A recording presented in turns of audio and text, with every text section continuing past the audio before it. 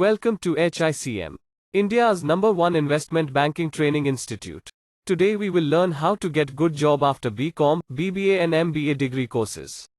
You can become investment banker, a person who deliver high quality strategic advice and creative financing solutions to clients, including mergers and acquisitions, financing, capital market, fund accounting and risk management transactions.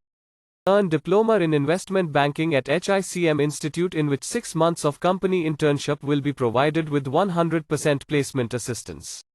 Course duration is 1 year. You can become financial analyst, a person who is responsible for interpreting jargon-filled financial information and translating it into easy-to-understand terms and language for organizations. You can become fund accountant, who is provide accounting for a portfolio of investments such as securities, commodities and real estate held in an investment fund such as a mutual fund or hedge fund. At HICM Institute we have the certification programs for you such as investment banking, fund accountant and financial analyst. The duration of the course is 2 months, in which 4 weeks of company internship will be provided. Online and offline classes are available.